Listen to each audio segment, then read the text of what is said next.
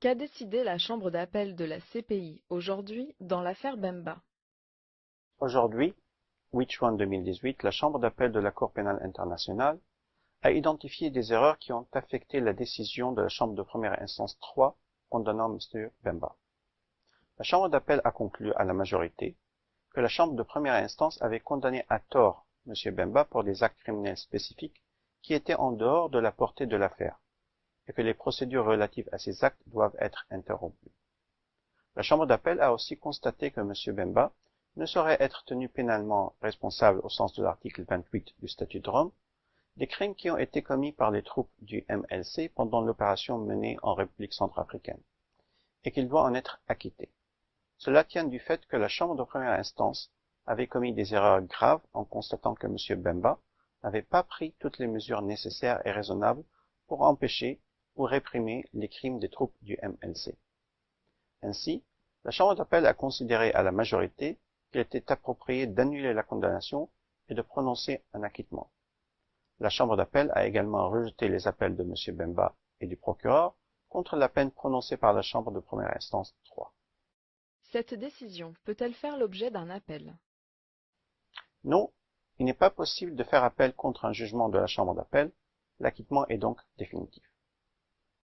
Pourquoi les juges ont-ils décidé d'acquitter M. Bemba?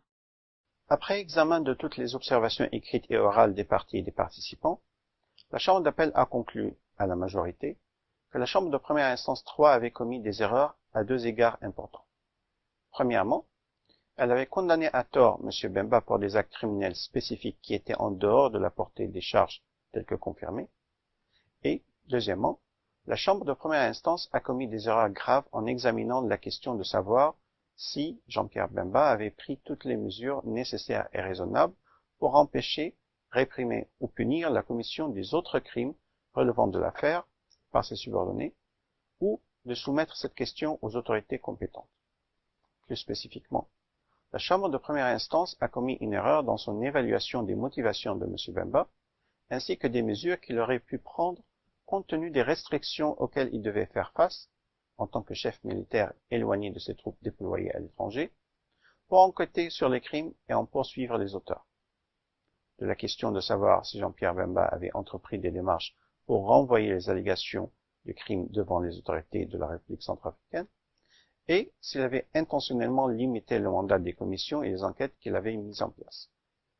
En outre, de l'avis de la Chambre d'appel, la Chambre de première instance a commis une erreur en fondant son appréciation du caractère raisonnable des mesures prises par M. Bemba sur l'ensemble des crimes prétendument commis par le MLC, alors que seul un nombre limité de ces crimes avait été prouvé au-delà de tout doute raisonnable. Par conséquent, la Chambre d'appel a décidé, à la majorité de ses membres, d'acquitter M. Bemba des charges de crimes de guerre et de crimes contre l'humanité. M. Bemba restera-t-il en détention à la CPI? La Chambre d'appel a décidé qu'il n'y avait pas lieu de maintenir M. Bemba en détention dans le cadre de l'affaire relative aux crimes présumés en République centrafricaine. Cependant, M. Bemba est également détenu du fait de sa condamnation pour des atteintes contre l'administration de la justice. Cette condamnation, récemment confirmée par la Chambre d'appel, concernait la subornation de témoins de la défense et la sollicitation de faux témoignages. La Chambre de première instance 7 examine à l'heure actuelle la peine à appliquer suite à cette condamnation. Ainsi, M. Bemba ne sera pas mis en liberté immédiatement en dépit de l'acquittement prononcé aujourd'hui. La Chambre de première instance 7 devra décider si la détention de M. Bemba demeure justifiée dans le cadre de l'affaire concernant les atteintes à l'administration de la justice. Quand la Chambre de première instance 7 prendra-t-elle une décision sur les prochaines étapes dans l'autre affaire contre M. Bemba devant la CPI? La Chambre de première instance 7 est chargée de statuer sur la peine de M. Bemba et de 4 autres personnes pour des atteintes à l'administration de la justice. En outre, il appartient à la Chambre de première instance 7 de décider, de toute urgence, si le maintien en détention de M. Bemba est justifié par rapport à cette affaire. La date à laquelle la Chambre de première instance rendra ses décisions sur ces deux points n'a pas encore été indiquée. Dès que l'une de ces décisions est prise ou programmée, cela sera annoncé publiquement. M. Bemba peut-il demander une mise en liberté provisoire? Oui, M. Bemba peut demander une mise en liberté provisoire à la chambre de première instance 7. Le cas échéant, il appartiendrait à la chambre de prendre une décision sur une telle demande. Qu'arrivera-t-il aux victimes qui participaient ou attendaient des réparations dans cette affaire? Selon la jurisprudence de la CPI,